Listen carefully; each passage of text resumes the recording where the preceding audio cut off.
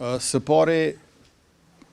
ekzistojnë proceset e sistemit të drejtësisë dhe ne jemi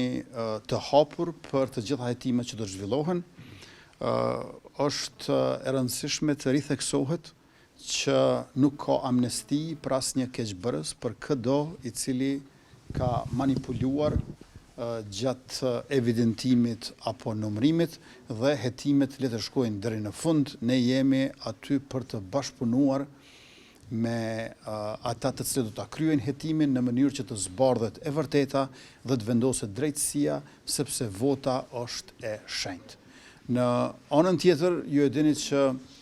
në lëvizjen vetëvendosje ekziston edhe komisioni disiplinor, i cili është komision statutor, është njëri prej 4 komisioneve statutore që dalin nga Këshilli i Përgjithshëm dhe të cilët nuk janë organe të kryesisë apo të kryetarit, por janë organe të organit më të lartë, që është Këshilli i Përgjithshëm. Kur t'i kemi të dhënat e plota, padyshim që do të shihet nëse ka material edhe për ata, por tash për tash nuk mund të themi. Duket që janë disa komuna në të cilët janë më të përqendruara këto manipulimet dhe duhet ta bëjmë ndarjen midis gabimeve të mundshme teknike që në fundit janë njerëzore edhe pse asnjëherë s'janë të mira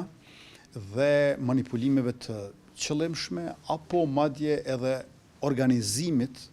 të më shumë se 1-2 personave për manipulim. Ndërka që sa i përket gjykatës kushtetuese, ne kemi